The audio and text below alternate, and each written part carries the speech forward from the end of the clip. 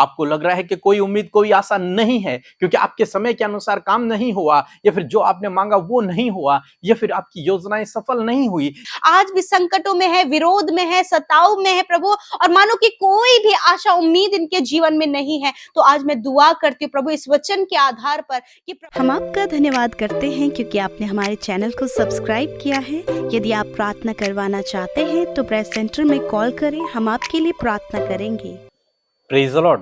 दोस्तों, हम आपका स्वागत करते हैं आज रात की प्रार्थना में, और आज मैं आपसे बात करना चाहता हूं कि आपकी आशा न टूटेगी।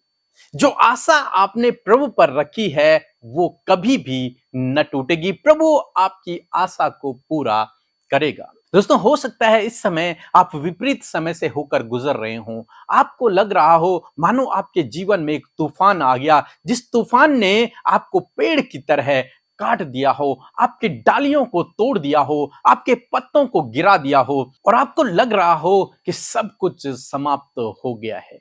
परंतु दोस्तों, कुछ भी समाप्त नहीं हुआ है। कुछ भी समाप्त नहीं हुआ है। आपके लिए फिर भी आशा है।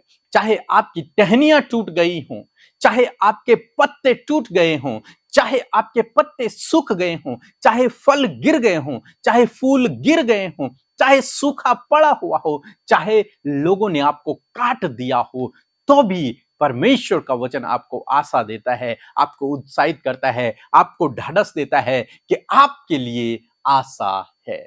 फिर भी आपके लिए आशा है। आप फिर से उगेंगे, फिर से फलवंत होंगे, फिर से आशीषित होंगे। क्यों मैं ये सब कह रहा हूं? क्योंकि जब हम पढ़ते हैं अय्यूब की किताब उसका 14 अध्याय 7 से और 9 पद तक, तो वहां पर कुछ इसी प्रकार से लिखा हुआ है। वृक्ष के लिए तो आशा रहती है कि चाहे वह काट भी डाला जाए तो भी फिर पनपेगा और उससे नर्म नर्म डालियां निकलती ही रहेंगी।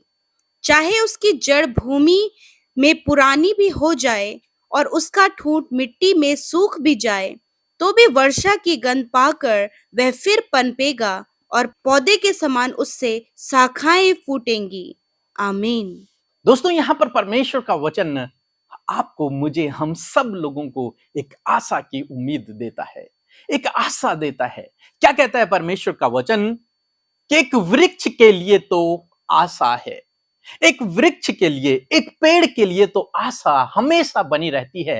यदि उस पेड़ को काट भी डाला जाए तो भी उससे कोंपलें फूट निकलेंगी, तो भी उससे फिर से कोंपलें फूटने लगेंगी। चाहे उसका ठूंठ भूमि पर कई सालों से क्यों न पड़ा हुआ हो, कई सालों से उसे काट दिया गया है और वहीं पर वो पड़ा हुआ है, परंतु परमेश्वर का वचन कहता है कि वर्षा की सुगंध पाकर उसमें फिर से कोंपलें फूटने लगेंगी। वर्षा की सुगंध पाकर वो फिर से बढ़ने लगेगा, उस पे पत्ते आने लगेंगे, वो फिर से बढ़ने लगेगा, वो फिर से उस पर फूल आएंगे, फिर से उस पर फल आएंगे। क्यों? क्योंकि वृक्ष के लिए तो आशा है। चाहे उसे काट भी डाला जाए, चाहे उसके ऊपर आंधी आए, तूफान आए, पतझड़ आए, धूप लगे, उसे काट डाला जाए, वो सूख गया, फिर भी उसके लिए आशा है। क्यों? क्योंकि उसकी जड़ें भूमि पर बनी हुई है, और जब तक उसकी जड़ें भूमि में हैं तब तक उसके लिए आशा है, उसके लिए आशा है, उसके लिए उम्मीद है कि वो फिर से पनप सकता है, वो फिर से उग सकता है। जैसे ही वर्षा होगी, उसकी सुगंध पाकर, मात्र सुगंध ही पाकर वो फिर से उगने लगेगा। यशायाह की किताब उसका 6 अध्याय 13 पद भी हमें बताता है कि बांझ वृक्ष के लिए आशा है, यदि उसे काट भी डाला जाए वो फिर से पनपने लगेगा, फिर से उगने लगेगा। और तब परमेश्वर का वचन कहता है कि इसी प्रकार से पवित्र जन का वंश होगा, इसी प्रकार से एक धर्मी जन भी है। धर्मी जन एक पेड़ के समान है, बाइबल कहती है। और धर्मी जन को भी यदि काट भी डाला जाए, यदि उसकी शाखाएं टूट जाएं, उसके पत्ते झड़ जाएं, उसके पत्ते सूख जाएं, उसके फल गिर जाएं, फिर भी उसके लिए आशा है, फिर भी उसके लिए उम्मीद है। क्यों उम्मीद है? क्योंकि उसकी जड़ें परमेश्वर में मजबूत हैं, क्योंकि वो परमेश्वर पर भरोसा रखता है, वो उससे जुड़ा हुआ है। इसलिए परमेश्वर उसको फिर से आशीषित करेगा, परमेश्वर उससे फिर से एक नया वंश शुरू करेगा, परमेश्वर फिर से उसे आगे बढ़ाएगा, फिर से उसे आशीषित करेगा, फिर से उसे इस्तेमाल करेगा। जैसे हम अय्यूब के जीवन में देखते हैं, अय्यूब का सब कुछ समाप्त हो गया, लेकिन उसने परमेश्वर पे आशा रखी और परमेश्वर ने फिर से उससे फलवंत किया, फिर से आशीषित किया, फिर से उसे पहले से बड़ा पेड़ बना दिया, पहले से फलवंत पेड़ बना दिया, पहले से अधिक सफल व्यक्ति बना दिया। हम नोमी के जीवन में भी देखते हैं, रूत के जीवन में भी देखते हैं, इनका भी सब कुछ समाप्त हो गया था। इन्होंने सोचा कि सब कुछ समाप्त हो गया, अब इनके जीवन में जीने की कोई आशा नहीं है, परंतु इन्होंने परमेश्वर पे भरोसा रखा, ये अपने जीवन में आगे बढ़े और आप जानते हैं परमेश्वर ने फिर से उन्हें ऊंचाइयों पर उठाया, परमेश्वर ने उन्हें फिर से आगे बढ़ाया, आशीषित किया, फलवंत किया। एक ऐसा पेड़ परमेश्वर फिर से अपनी धर्मी जन को बना देता है जिस पर हजारों फल लगते हैं, हजारों फूल लगते हैं, हजारों पत्ते लगते हैं और बहुत सारे जीव जंतु मनुष्य उस पेड़ के द्वारा आशीषित होते हैं। ऐसे ही एक धर्मी जन है, ऐसे ही आप हैं, प्रभु आपको भी ऐसे इस्तेमाल करेगा। हो सकता है आपको इस समय लग रहा है कि सब कुछ समाप्त हो गया, आपको लग रहा है कि कोई उम्मीद कोई आशा नहीं है, क्योंकि आपके समय के अनुसार काम नहीं हुआ, या फिर जो आपने मांगा वो नहीं हुआ, या फिर आपकी योजनाएं सफल नहीं हुई, या फिर आप दुखों से, संकटों से, बीमारियों से, परेशानियों से होकर गुजर रहे हैं। परंतु मैं आपसे कहूंगा कि आप एक धर्मी जन है और आपके लिए आशा है, आपके लिए उम्मीद है। यदि आप उस पर भरोसा रखेंगे तो वो फिर से आपको उठाएगा, फिर से आपको फलवंत करेगा, फिर से आपको आगे बढ़ाएगा, फिर से आपको सफल करेगा, आपके द्वारा कार्य करेगा। एक धर्मी जन ऐसे पेड़ के समान है जो हमेशा फलों से लदा रहता है। सो प्रभु आपको इस वचन के द्वारा बहुतायत से आशीष दे, आमीन। सो दोस्तों, हम आपका धन्यवाद करते हैं कि आपने हमारे नए भजन पर बहुत सारा प्यार दिया, बहुत सारे लोगों ने शेयर किया, बहुत सारे लोगों ने अपने कमेंट में अपनी भावनाओं को व्यक्त किया, अपने प्यार को हमें बताया। सो हम हर बात के लिए आपका धन्यवाद करते हैं और आशा करते हैं कि आप रोज वैसे हम उस भजन को सुनेंगे। वो एक प्रार्थना है, आप उसे रोज कर सकते हैं परमेश्वर से, और प्रभु उस भजन के द्वारा आपको आशीष देगा। और उन भाई बहनों का हम धन्यवाद करते हैं जो हमारी सेवकाई को सपोर्ट कर रहे हैं। प्रभु आपको बहुत आशीष देंगे, आगे बढ़ाएंगे और आपके जीवन में कार्य करेंगे।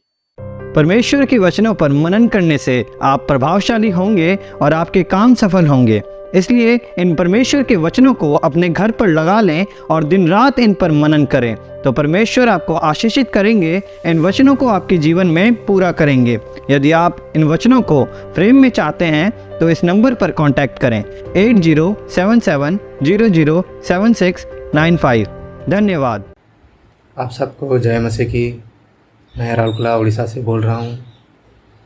कुछ दिन पहले मेरे जो मेडिकल का रिपोर्ट है वो सही नहीं आ रहे थे, इसलिए मैंने व्हाट्सएप में प्रेयर रिक्वेस्ट भेजा था और उसका अगले दिन ही मेरा मेडिकल का जो रिपोर्ट्स है वो सही हो गए।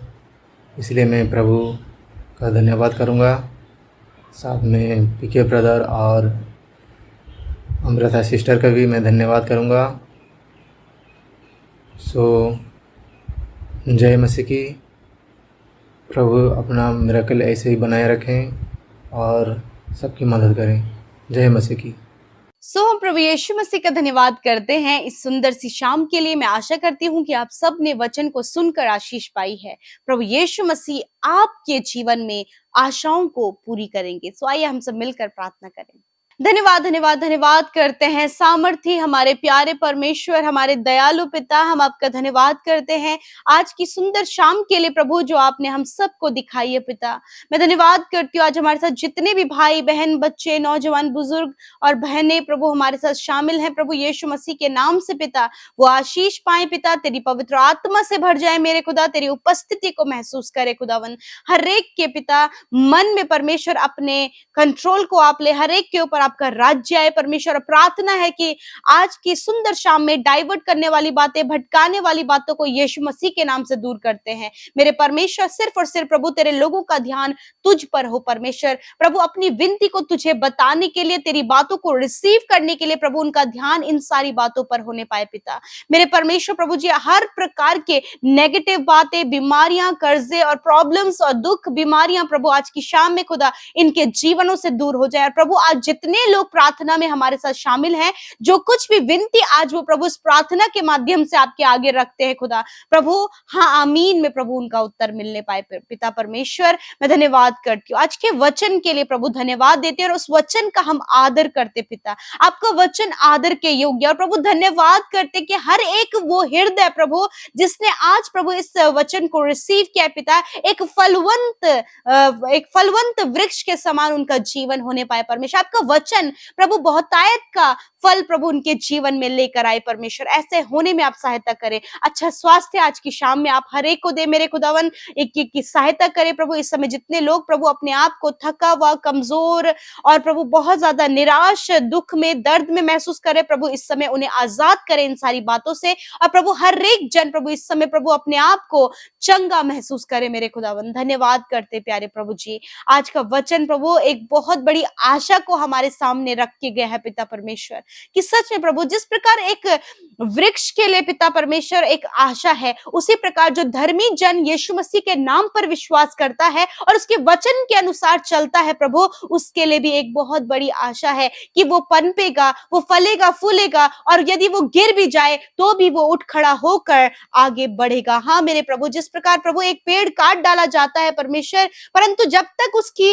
प्रभु जड़ें भूमि पर है तो वो पनपेगा और वर्षा की सुगंध पाकर प्रभु वो पनपेगा। और उसी प्रकार प्रभु जब हम सब प्रभु तुझ में बने होते हैं प्रभु, तेरे वचन में संगति में बने होते हैं परमेश्वर, तो इसी प्रकार प्रभु धर्मी जन भी एक वृक्ष के समान फलता और फूलता है परमेश्वर। मैं प्रार्थना करती हूँ प्रभु, यदि आज इन्हें लगता है कि निराशाएं हैं, परेशानियां हैं, सब कुछ खत्म हो गया, रिश्ते टूट गए और बहुत कुछ प्रभु इन्होंने खो दिया है परमेश्वर, आज भी संकटों में है, विरोध में है, सताव में है प्रभु, और मानो कि कोई भी आशा उम्मीद इनके जीवन में नहीं है, तो आज मैं दुआ करती हूँ प्रभु इस वचन के आधार पर कि प्रभु इनकी आशा प्रभु बढ़ने पाए, प्रभु इनके लिए प्रभु एक आशा उत्पन्न होने पाए उस वृक्ष के समान प्रभु जो काट डाला जाता है। मैं प्रार्थना करती हूँ प्रभु ये पनपने पाए, आगे बढ़ने पाए प्रभु, आशीषित होने पाए प्रभु यीशु, और प्रभु ये तेरे आने का इंतजार करने पाए और अपने आप को तैयार कर सके प्रभु। हर प्रकार की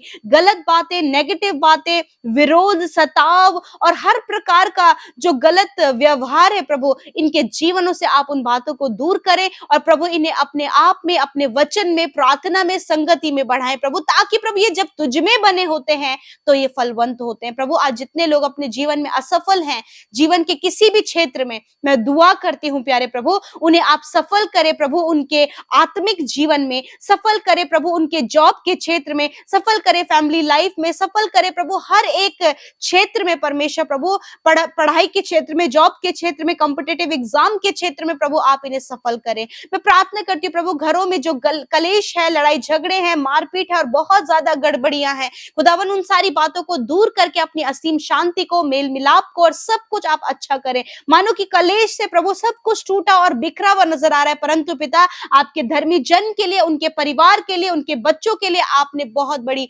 आशीषों को रखा है खुदावन, क्योंकि एक पवित्र जन का वंश सदा फलेगा, फूलेगा और पनपेगा। उसी प्रकार प्रभु इस वचन के आधार पर प्रभु आपके लोगों को, उनके परिवार, उनके बच्चों को आशीष देते कि फले फूले और आगे बढ़ने पाए पिता परमेश्वर। इस समय जितने लोग कर्जे में है खुदा, फाइनेंशियल प्रॉब्लम में है पिता, जरूरतें पूरी नहीं हो पा रही हैं, बहुत कुछ है प्रभु जो वो सफर अपने लाइफ में कर रहे, स्ट्रगल कर रहे खुदा, अपने महिमा में धन से उनके लिए पूरा करे, कर्ज मुक्त करे प्रभु, और प्रभु उनके फाइनेंस के सोर्सेस को खोले, एक अच्छा जॉब देकर उन्हें ब्लेस करे परमेश्वर पिता, और प्रभु अपने लोगों को भरपूरी का जीवन दे परमेश्वर। मैं प्रार्थना करती हूँ प्रभु विशेष रूप से परमेश्वर जितने भाई बहनों ने अपने निवेदनों को कमेंट में दिया है परमेश्वर, मैं दुआ करती हूँ प्रभु कि आप उनकी प्रार्थना का उत्तर हाँ आमीन में दे। इस समय जितने लोग बीमार में है, कैंसर में, पैरालाइज में और ट्यूमर, ब्रेन हैमरेज और प्रभु नाना प्रकार की बीमारियां, हड्डियों की समस्या परमेश्वर पिता, सूजन मेरे परमेश्वर प्रभु, पेट में जिनके पानी भर गया है पिता परमेश्वर, किडनी में, लिवर में, पैनक्रियाज में प्रॉब्लम है, यीशु मसीह के नाम से इसी समय प्रभु वो इस रोग, दुर्बलता से, कमजोरी से आजाद हो पिता। तेरा वचन कहता है कि मैं तुम्हारे सारे रोगों को दूर करूंगा। इसी समय परमेश्वर इनके सारे रोगों को दूर करें, इसी समय तेरे कोड़े खाने से प्रभु ये भाई बहन चंगे हो जाए। मैं धन्यवाद करती हूँ, कोई भी गंभीर से गंभीर बीमारी हुई प्रभु तेरे सम्मुख नहीं टिक पाती प्रभु, तूने उन बीमारियों को इसी समय नष्ट किया है, अपने लोगों को चलने फिरने की सामर्थ्य दी है, देखने, बोलने की, सुनने की सामर्थ्य सामर्थ्य दी है, सोचने समझने की सामर्थ्य दी है प्रभु, तूने चंगा किया प्रभु, धन्यवाद। मरकुस 11:24 के अनुसार खुदा हम ये प्रतीति करते पिता कि जितने भाई बहन आज बीमार हैं पिता, वो चंगे हो गए हैं खुदावन, धन्यवाद पिता। मेरे परमेश्वर आज रात्रि में प्रभु आप अच्छी नींद से अपने लोगों को सुलाएं प्रभु, जो चिंता दिन भर में उन्हें रहती है प्रभु, स्ट्रेस रहता है, थकावट रहती है प्रभु, वो चैन और विश्राम आपकी ओर से आपके लोगों को मिले। बुरे सपने दूर हों, नेगेटिव बातें दूर हों, वो बुरे बुरे ख्याल दूर हों, और प्रभु तेरे वचन से और अपने स्वप्न में प्रभु इनसे बातचीत आप करें मेरे खुदा। धन्यवाद करते एक एक प्रार्थना विनती जो आपके बेटे बेटियों ने फोन कॉल के माध्यम से, इंस्टाग्राम, फेसबुक और टेलीग्राम के माध्यम से दिए हैं, धन्यवाद देते हैं कि वो सारी विनती प्रार्थना यीशु आपने सुनी और उत्तर हाँ आमीन में दिया। धन्यवाद करते प्यारे परमेश्वर। प्रभु मैं धन्यवाद करती हूँ उन भाई बहनों के लिए भी प्रभु, जिन्होंने प्रभु इस भजन को सुनकर बहुत आयत से आशीष पाई प्रभु, लोगों तक भी प्रभु इस भजन को पहुंचाया परमेश्वर, उस विनती प्रार्थना को पहुंचाया परमेश्वर। आप उन्हें आशीष दे, जितने भाई बहन सेवा कार्यों में हमारे साथ शामिल हो रहे प्रभु उन्हें आशीष दे, जिन्होंने बोया है उन्हें फलवंत करे प्रभु। यूं ही हम सब मिलकर परमेश्वर तेरे नाम को आगे बढ़ाएं और तेरे राज्य के लिए तैयार हो सके खुदा। धन्यवाद करते हर एक को प्रभु अच्छा स्वास्थ्य दे प्रभु, हर एक के शरीर को हष्ट पुष्ट और चंगा कर, और प्रभु यूं ही प्रभु अपने वचन में, संगति में, प्रार्थना में प्रभु हम सबको बनाए रखे। धन्यवाद प्रभु, आज की रात्रि के समय प्रभु हम सबको तेरे हाथों में देते हुए प्रार्थना यीशु के नाम से मांगते हैं, आमीन आमीन और आमीन। सो मैं आशा करती हूँ कि आपने वचन और प्रार्थना के द्वारा आशीष पाई है। यूं ही हमारे साथ सुबह शाम की प्रार्थनाओं में शामिल हुए, अपनी गवाहियों को शेयर करें, ताकि आपकी गवाहियों को सुनकर और भी लोग आशीषित हो सके और अपनी प्रार्थना विनतियां हमें भेजें। हमारी टीम आपके लिए मिलकर प्रार्थना करेगी। सो आप सबको जय मसीह की।